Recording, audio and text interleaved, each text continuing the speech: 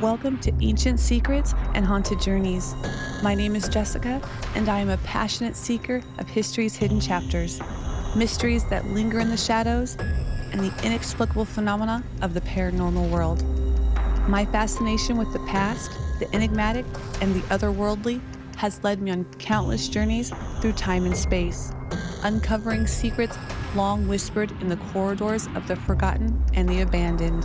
In this captivating season, we take a departure from our usual expeditions across various haunted locales.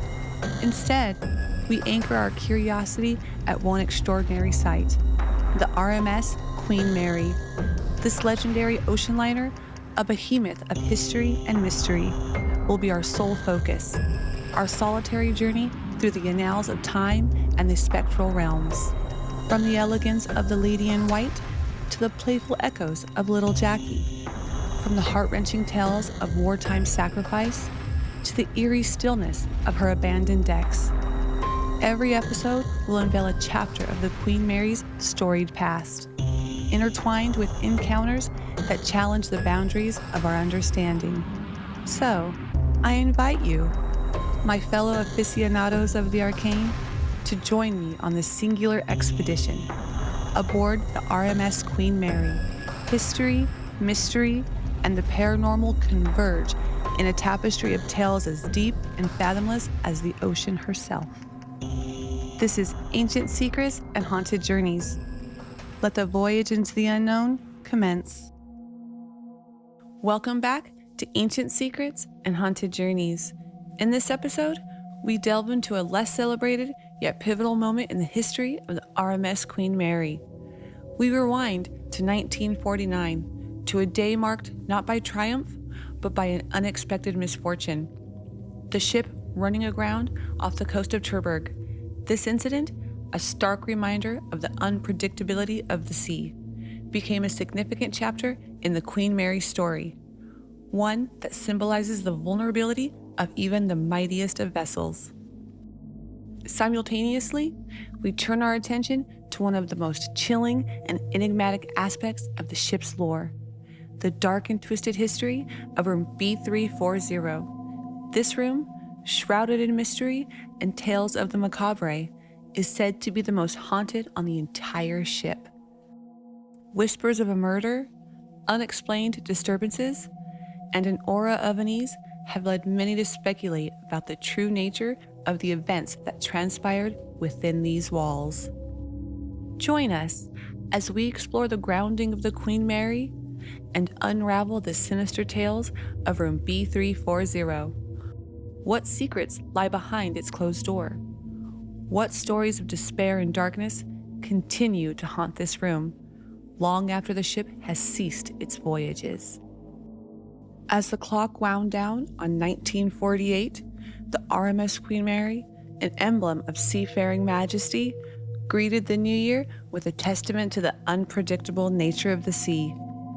On that fateful New Year's Day in 1949, the Queen Mary found herself at the mercy of the elements. Ensnared by the Les Salines sandbank off the coast of Cherbourg, France. The grounding was an unforeseen predicament that pierced the veil of invincibility which had long shrouded the grand ocean liner. From her maiden voyage in 1936, the Queen Mary had been a floating fortress of luxury and technological marvel, slicing through the North Atlantic with the grace of a sovereign. Her hull had cut through tempests and glided over abyssal depths, a testament to human engineering and nautical prowess. That she would falter on such a tranquil shoreline was an irony not lost on the maritime world. It was an unwelcome interruption to her storied service, a lineage that had seen her crowned with the blue ribbon for her transatlantic speed, and repurposed as a troop ship in the grim theater of the Second World War. As news of the grounding spread, it was met with a collective gasp from the international community. The Queen Mary, which had once ferried kings, statesmen, and celebrities, was now held fast by the earth beneath the waves. The incident echoed in the grand salons and smoky taverns, from the shipbuilders of Clydebank to the financiers of Manhattan. The invulnerable had been humbled, and now the world watched and waited. Within the bowels of the ship, the crew labored tirelessly. Their mission was clear: to liberate their cherished vessel from the grip of the seabed. As tugs strained against the steel behemoth, the crew's spirit never wavered. They toiled with a blend of urgency and precision, for they knew the Queen Mary was more than a ship. She was a symbol of the indomitable human spirit, of progress, and of the ceaseless pursuit of exploration. Amidst the struggle, the elements seemed to conspire against them, a bitter reminder of the sea's capacity for sudden treachery. The squall that had driven her aground was unrelenting, yet in the face of adversity, the crew's resolve only strengthened. Every sailor aboard knew the weight of their task, a duty to history and to the future, to restore the Queen Mary to her rightful domain.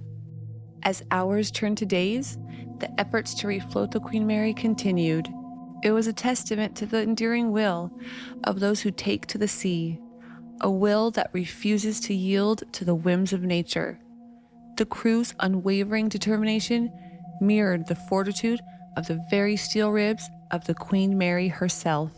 The grounding off Cherbourg was not merely a New Year's struggle. It was a dramatic pause in the life of a vessel that had become an icon of an era. It was a moment that reminded all of the vulnerability inherent in even the greatest of human endeavors. Yet, even as she lay immobilized, the Queen Mary's essence remained unchallenged, a vessel waiting to reclaim her throne upon the tides, poised to demonstrate that even the mightiest can falter, but true greatness lies in the courage to rise again. With the Queen Mary's proud form remooned on the sandbank, the concerted effort to refloat her began in earnest. This was a battle against time and tide, a challenging endeavor where the synergy of man and machine was put to a stringent test. Tugboats, those stalwart workhorses of the sea, converged on the scene, their engines growling with determination as they prepared to wrest the ocean liner from the Earth's stubborn embrace. The rescue operation was a spectacle of human ingenuity and maritime coordination. The tugboats, like Davids against a Goliath, positioned themselves strategically, their cables tethered to the Queen Mary as if they were her steel sinews, ready to pull the giant from its unintended berth. Crew members aboard the liner worked alongside the salvage teams, their actions synchronized to the commands bellowed over the roar of the sea and the din of machinery. The surrounding waters churned with activity, foam-capped waves breaking against the hull, a reminder of the forces that had brought the grand ship to a standstill. Onshore, crowds gathered, a mix of concerned locals and enraptured spectators, their eyes fixed on the tableau unfolding before them. Among them were seasoned mariners who knew all too well the capricious nature of the sea and the delicate dance of saving a grounded ship. In the wheelhouse, the ship's officers oversaw the operation with a tempered calm, belying the urgency of their task. Charts and tide tables were consulted, calculations made and remade, as they plotted the precise moment for their attempt. Every variable was accounted for, from the strength of the tugs to the ebb and flow of the tides.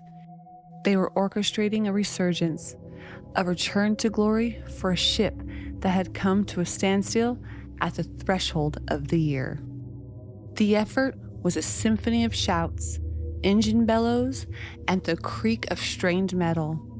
The tug's engines thrummed a relentless cadence, their hulls shuddering with the effort as they began to pull.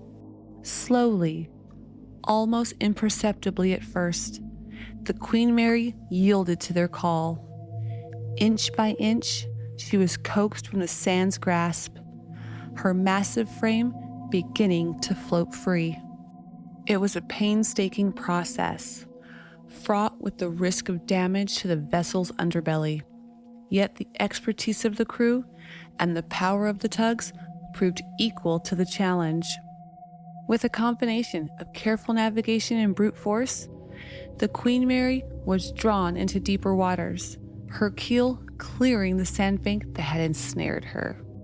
As she was towed into the harbor, the Queen Mary seemed to regain her dignity with every passing moment.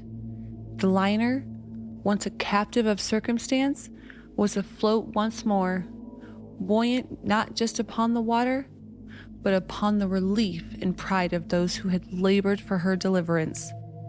Cheers erupted from onlookers, the sound carrying over the waves, a chorus of human triumph over the unforeseen. The Queen Mary's re-emergence from her sandy trap was a vivid demonstration of perseverance in the face of adversity.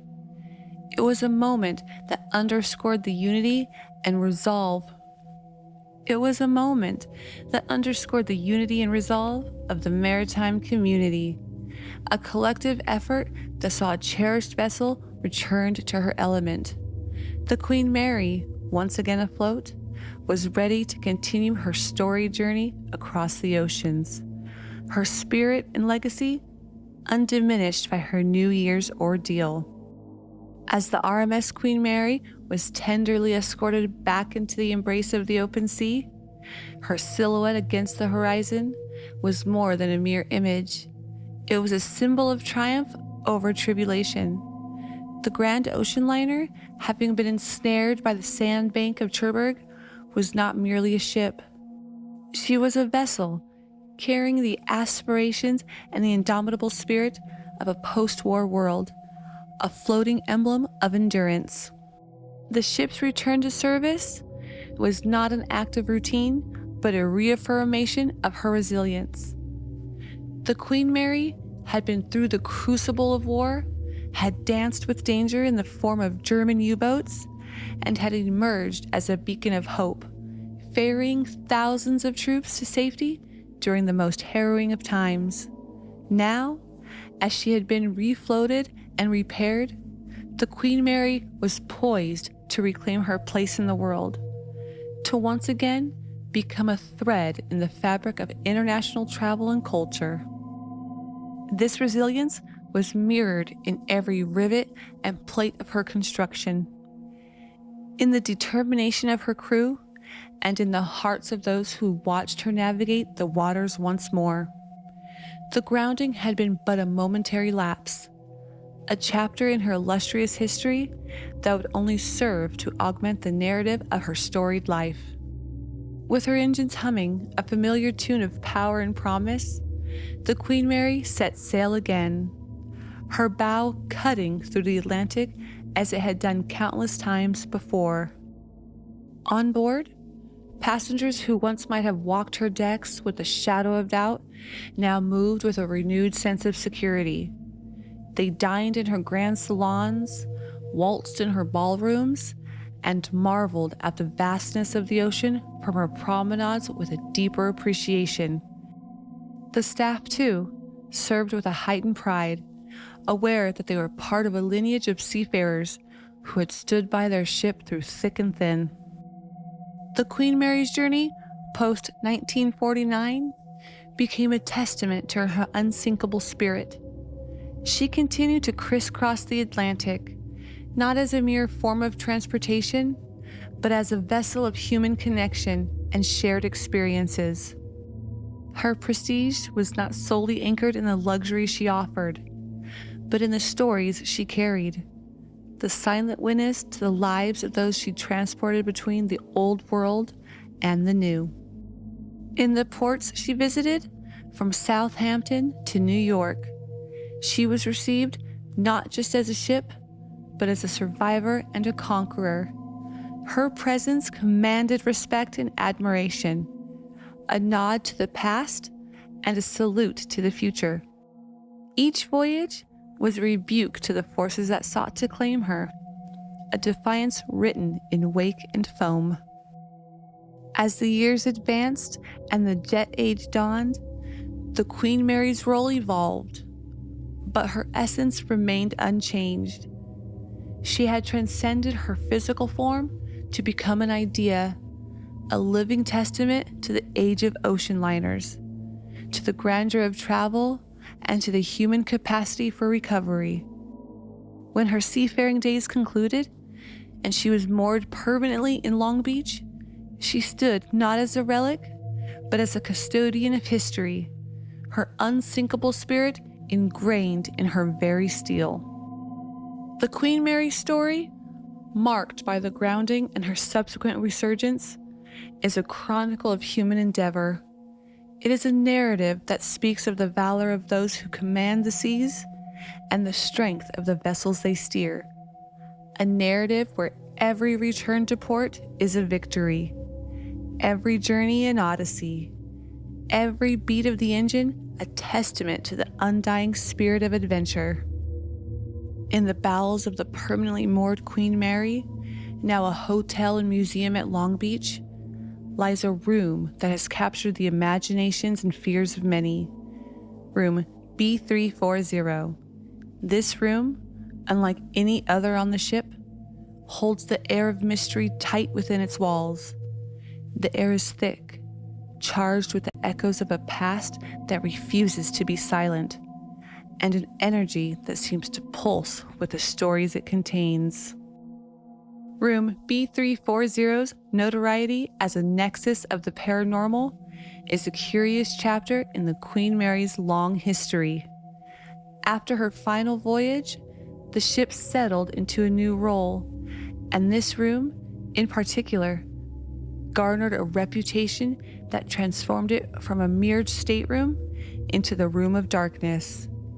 It was here that guests reported experiences that defied explanation, where the past seemed to bleed into the present with unsettling clarity.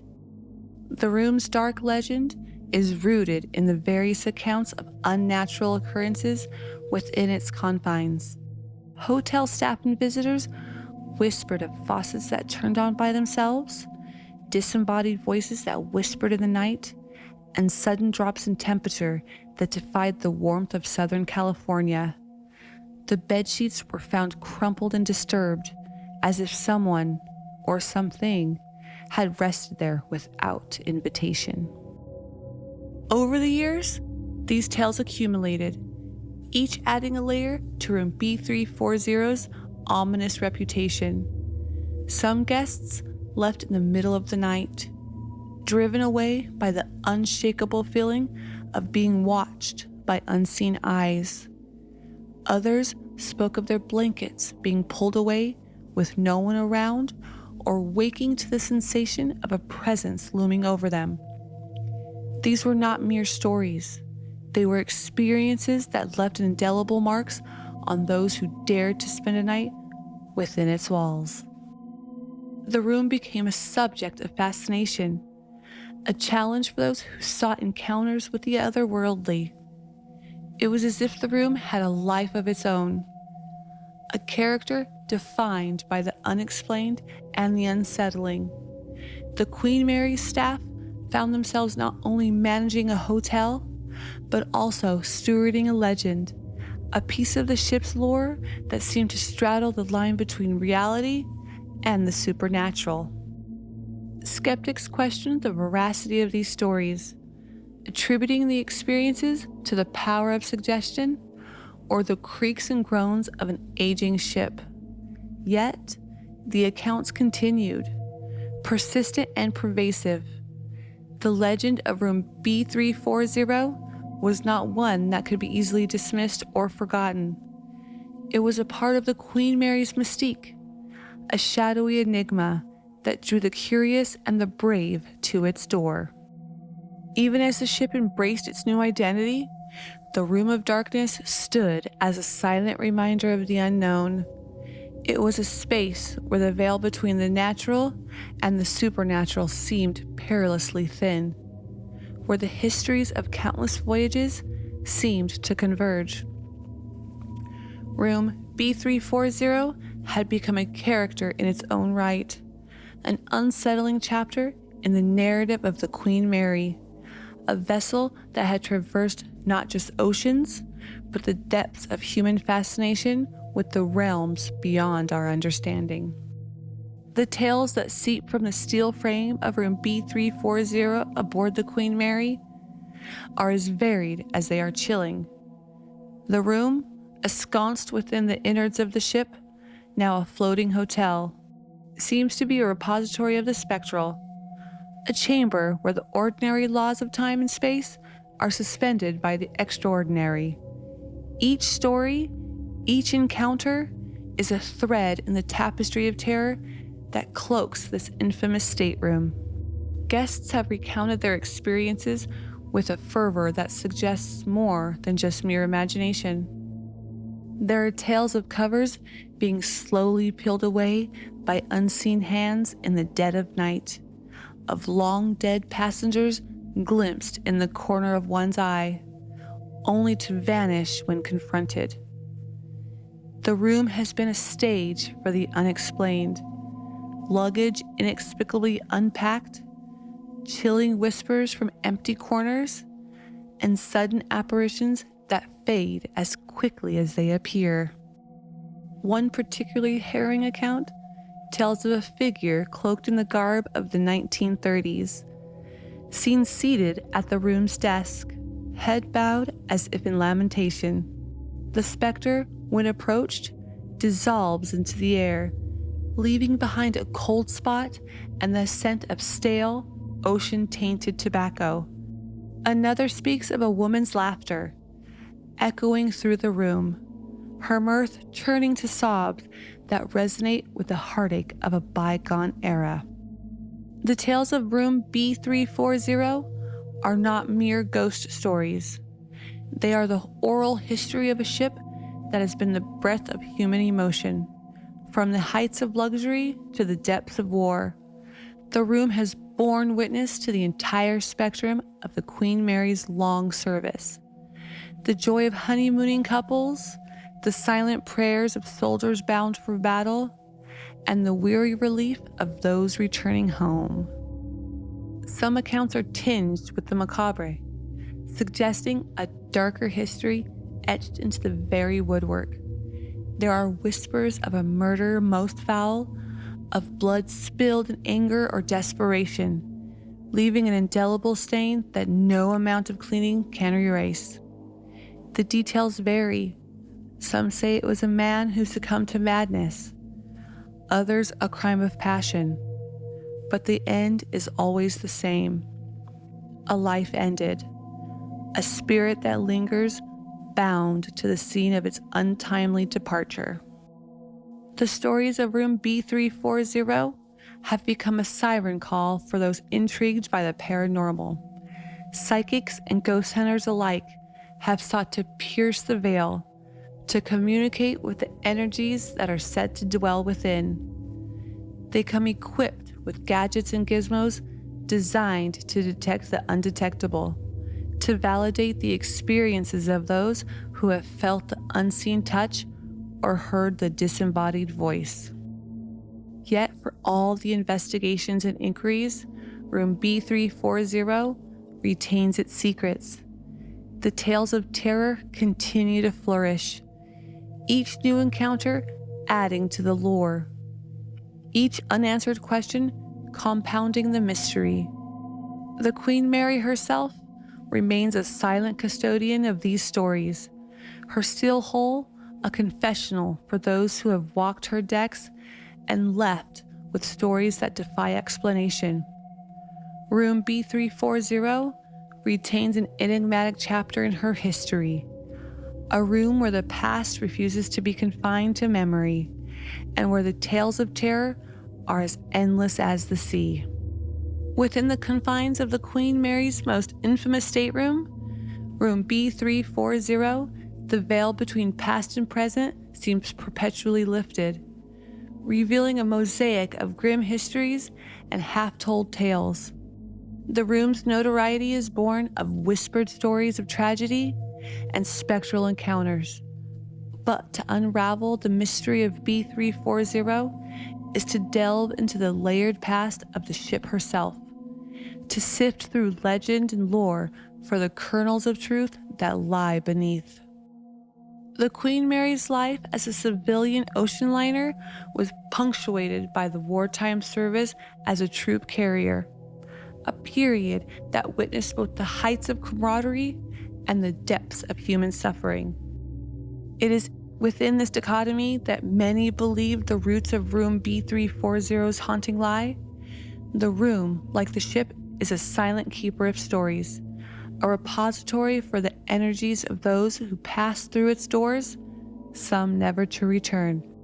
Over the years, the tales have taken on a life of their own, fueled by the accounts of those who claim to have experienced the unexplainable. Theories about the origins of the haunting range from the mundane to the macabre. Some suggest that the room is haunted by the spirits of those who died aboard the ship during her war service. Others tell of a man who went mad within these walls, his spirit never finding peace. And then there are the stories of a murder, a crime cloaked in mystery, with details that morph with each retelling. The alleged violent past of room B-340 is a tapestry woven from many threads. Some say a family was murdered in cold blood. Others claim a husband or wife met their end in a fit of passion. These stories, while compelling, often lack corroborating evidence, and official ship records do not confirm such incidents. Yet, they persist, as if the room itself demands a narrative worthy of its chilling reputation. The complexity of the Queen Mary's history lends itself to such myths.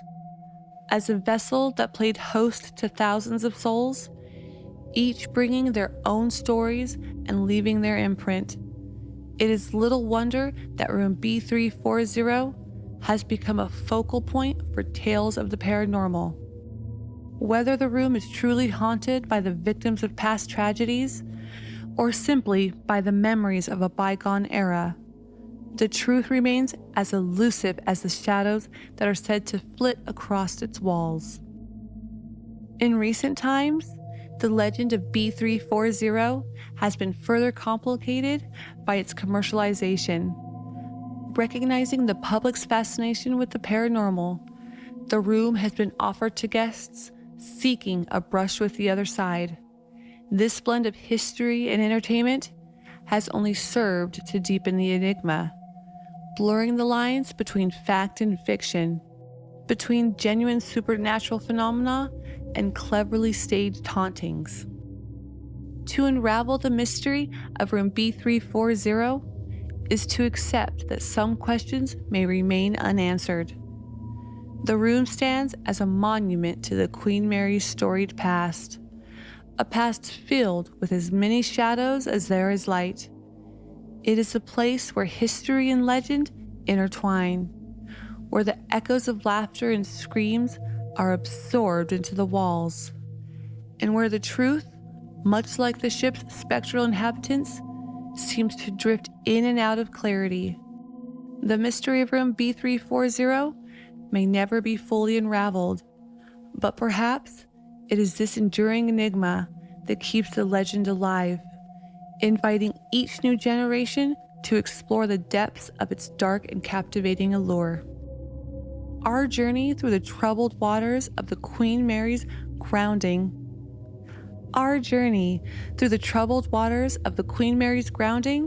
and the haunting tales of room B-340 leaves us with more questions than answers. The ship's history, a tapestry of grandeur and tragedy, continues to unfold in unexpected ways, revealing layers of mystery that beckon on us to delve deeper. As we leave behind the shadowy confines of room B-340, we look ahead to yet another chapter in the Queen Mary's storied past. In our next episode of Ancient Secrets and Haunted Journeys, we will explore the ship's transformation into a floating hotel and museum, Alongside this new role, we will uncover the tragic and haunting story of room B-474. This room, like B-340, holds its own dark secrets and tales of family tragedy. What happened in room B-474?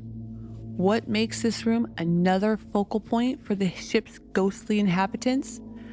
Join us next time as we continue our voyage through the Queen Mary's rich history and the eerie tales that echo through her halls.